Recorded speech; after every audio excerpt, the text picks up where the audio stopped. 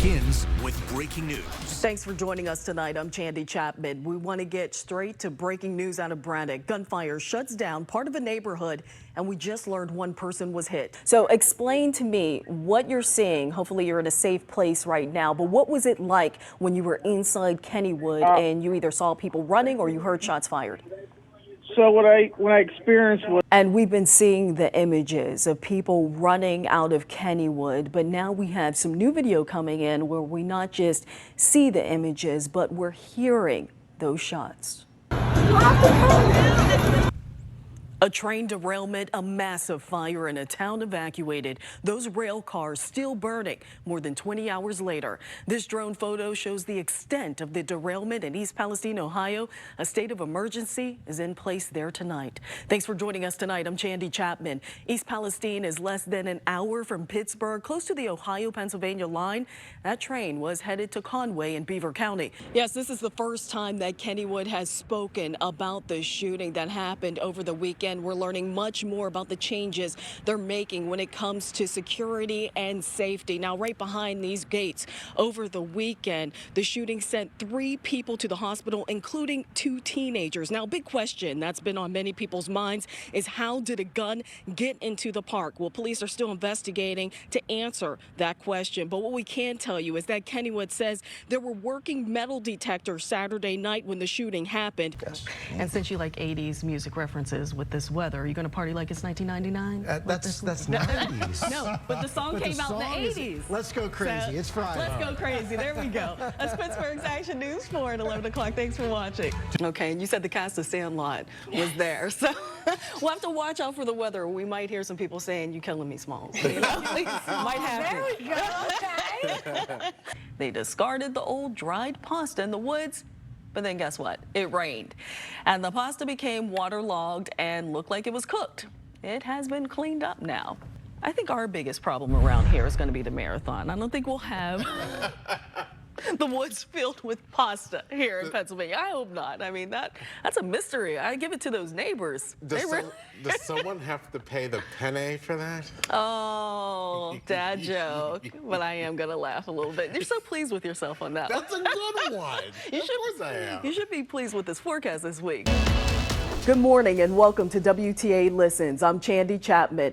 Today we're talking about the technology of tomorrow, artificial intelligence. It's a topic we're hearing about all the time lately, but what really is AI and how is it changing the world around us? This morning we're decoding this new technology. Now, both of you are so instrumental when it comes to saving people's lives, but there are challenges when it comes to being a first responder, and those challenges can affect response times and in turn affect a community. Bill, we recently talked about Beaver County, what happened to the teenager who had an injury during a basketball game. He collapsed in and out of consciousness. It took more than 40 minutes for medics to arrive. How does that happen? But there's another side of AI that creates caution. Virtual doppelgangers portraying themselves as one person, but being another behind the keyboard. Officials say Pittsburgh's Action News 4 was the first crew to stand here on the Fern Hollow Bridge safely to give you an update on its status. The city of Pittsburgh says the Finland pedestrian bridge has severe damage. Now crews have to do an emergency demolition, and this is something that you don't see every day. Bigelow Boulevard is shut down, and that has people who live in the Polish Hill neighborhood concerned. Pittsburgh's Action Weather, a live look over the city of Pittsburgh. Our next system is moving into the region with another round of snow expected overnight. This comes after snow, rain, and wind hit parts of the area today, causing headaches for some drivers and damage. This is a reunion you just have to see. A recently married couple has been separated for almost a year, but on this New Year's Eve, they finally reunited. This is the moment Andre Stepovy arrived at Pittsburgh International Airport to greet his wife, Tara Lane. Andre went to visit his mother in Ukraine, but he was there when Russia invaded the country, leaving him trapped to qualify. Now, some people are into spelling bees, and there is Chandi, who's really into spelling bees? My mom and I, yes, we watch it like the Super Bowl every year. So there are two big events in my house. It's the Super Bowl, and we watch the spelling bee like the Super Bowl. And if we're separated from each other, we do play-by-play, like on the phone. So yeah, it's a big deal in our house. We're so happy for the kids, and yeah, it's just something we do. So. Sounds like fun. It does. Do you make bets? No, we don't make bets. Not on kids. Come on now. Filipino American Association of Pittsburgh held its monthly Cafe Filipino fundraiser in West Mifflin. That's an event that I would love. Of course, food's involved. Yeah, lots of pancit, lots of lumpia, you know, gotta get that.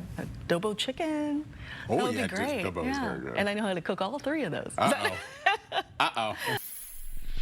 When you think about Pittsburgh, a few things come to mind. The view from Mount Washington, the Pittsburgh Steelers, and grilled stickies from Eaton Park. They disappeared from the menu, but now two staple companies have come together to bring the sweet treat back. And if you want to feel like royalty, you can also take a picture sitting on an ice throne. A local man's dream has come true to bring the Hills Department Store snack bar back to life. This food truck will be traveling all over the area, and people will get snacks like popcorn and ices. Well, maybe not this big. You know the iconic view of Pittsburgh coming out of the Fort Pitt Tunnel. The city just appears after you travel through. Now police are looking for drivers who blocked that tunnel to do donuts on the bridge. Police say they hit a police cruiser. You could see the marking still on the road. Here's the video posted on social media of dozens of drivers who police say blocked the Fort Pitt Bridge to do stunts like drag racing and donuts. Police say an SUV hit a police cruiser and almost struck two troopers around 3 o'clock this morning. Troopers say they found the SUV in Bridgeville. This is an impounded vehicle of the same description at State Police Barracks. A burgundy Grand Cherokee tried to leave the scene, but before that struck into a marked police cruiser. After that striking incident, the Cherokee almost ran over the troopers on scene. Right now, no one has been charged, but police brought the people who they say were inside the vehicle into the station to be questioned. Pittsburgh's Action News 4 showed the video to a group who were downtown Pittsburgh. There were about 50 cars and at least 100 people that just stopped traffic. Oh, what the heck? Oh my God. One woman says she has witnessed drag racing, but never saw anything like this. Don't do it like that. If people's getting hurt, then I wouldn't do it. That's like crazy. Nothing like a bridge where you can have an accident and you go off the bridge. This is the first time we've seen anything this year where they've actually taken over a whole bridge.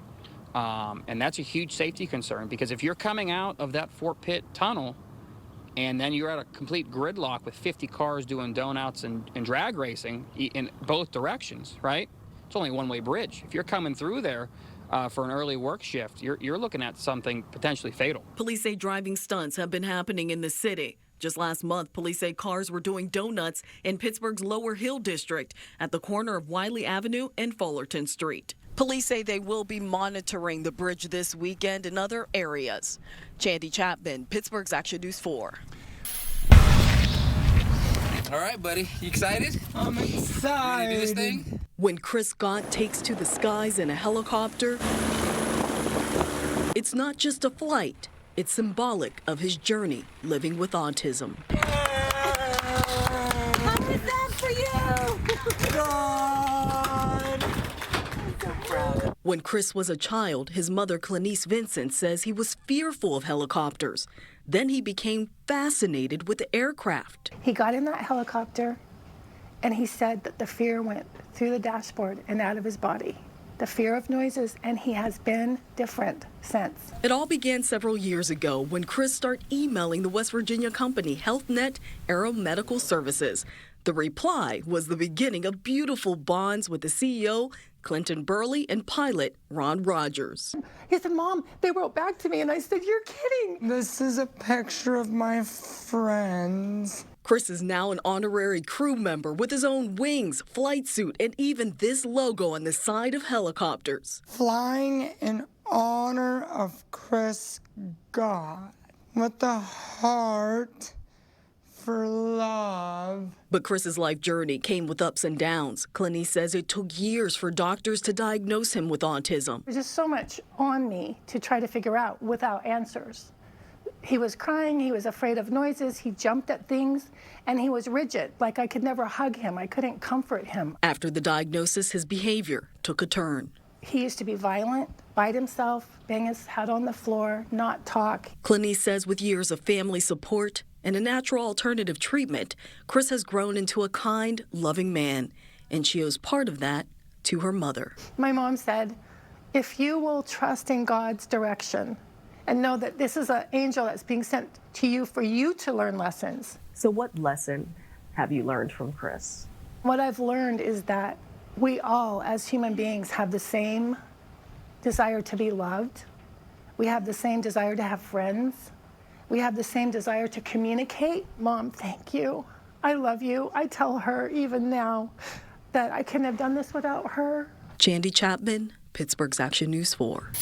There are so many traditions that come with the holidays. One that has been going on for decades is placing model trains under Christmas trees. Well, tonight we take you inside a home that has a train set that takes up the whole basement. It's so detailed, you just have to see it to believe it.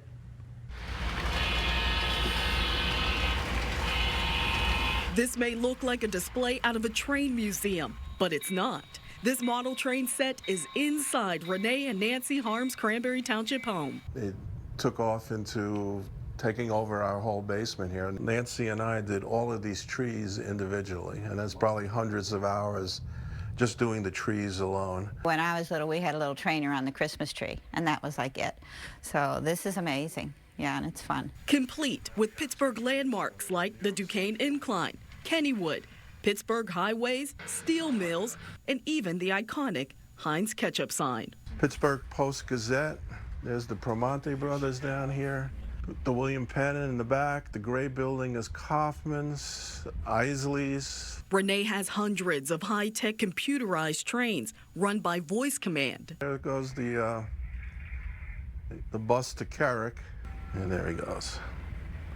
And I'm running them off my laptop. The couple can take train enthusiasts from day to night, showing the intricate details and time that's put into every piece. The night scene is a lot more dramatic. It highlights the buildings. It really gets to show the lighting inside the buildings, which you obviously wouldn't see during the daytime. Even the weather changes. Now we got a storm coming in.